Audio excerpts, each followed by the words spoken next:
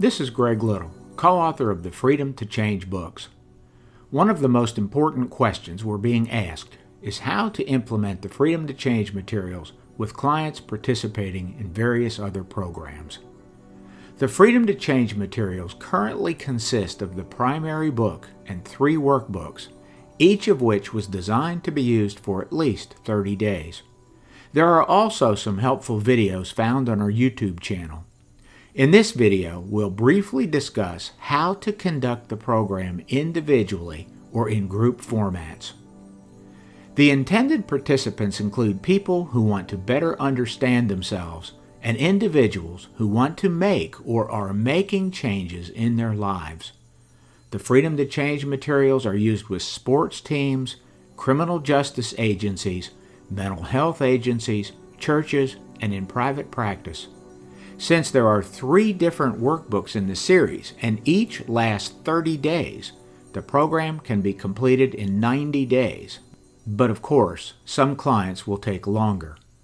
Programs can use the materials as an adjunct to their ongoing treatment process by adding a weekly group into their schedule or making a brief weekly appointment with each client. Programs and counselors can do the program individually with clients or ideally in group formats with around 10 participants or so.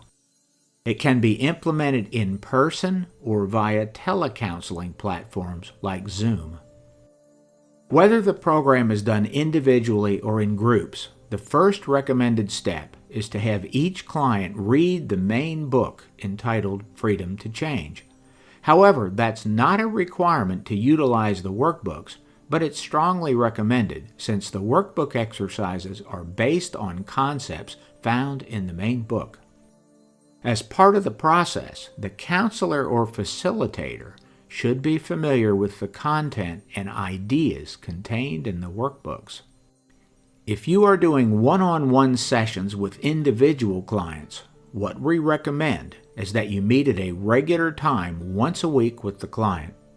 Set your appointment time in the same way you would for any other treatment session, but be sure that the client understands that they are supposed to read and respond to a workbook exercise every day. In your weekly session, the participant should share their responses to the 7 workbook exercises they completed during the prior week. The client can be asked a few questions about their answers and also discuss what they wrote in their journal entries. There is no judgment made about the client's work.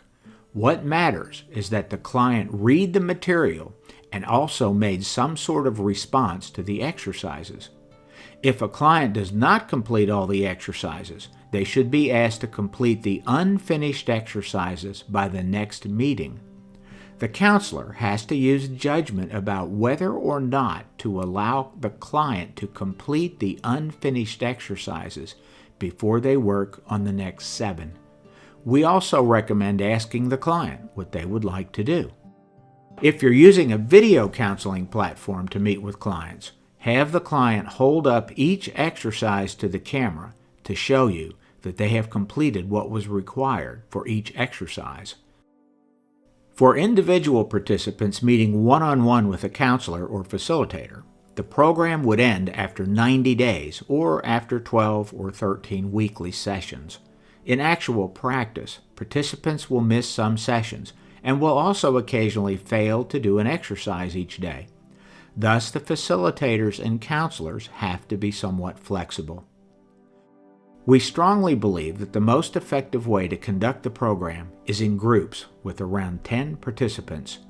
The groups would be open-ended, meaning that new participants can enter an ongoing group at any time.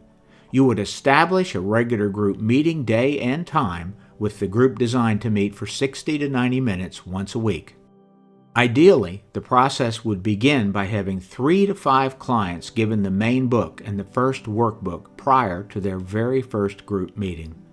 Clients would be instructed to read the main book on their own, but be told to complete the first 7 exercises in the workbook, which they would share in their first group meeting. In the first group meeting, each client would give their preferred name as an introduction. The client or facilitator would then select someone to start and ask that person to share their responses to all 7 exercises. Questions would be held to a minimum, and no judgment is made on the responses.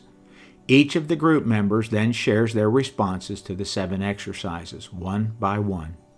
At the end of the meeting, the participants are instructed to complete the next week's exercises. Ideally, a new member or 2 would be added before the next group meeting, and adding new members can be done until the size of the group reaches 10 members or so. Then, as participants complete the program or leave for any reason, new members can be added to keep the group full. There are 2 important elements in managing the group. First, it's important to keep the discussion focused on the responses to the exercises and to avoid irrelevant discussions. In a 90-minute group with 10 participants, each client has 9 minutes to share their responses to 7 exercises. Secondly, in terms of the logistics of the process, you should always have the clients who are working on the earlier exercises share their work first. That means that new group members always go first. Over time, there will be some participants sharing exercises 1 through 7, and others sharing exercises 8 to 13, and so on. When a client completes Workbook 1, give the client Workbook 2. Depending on a particular program's needs, client load, and requirements, it may be necessary to establish advanced groups for participants working on Workbooks 2 and 3.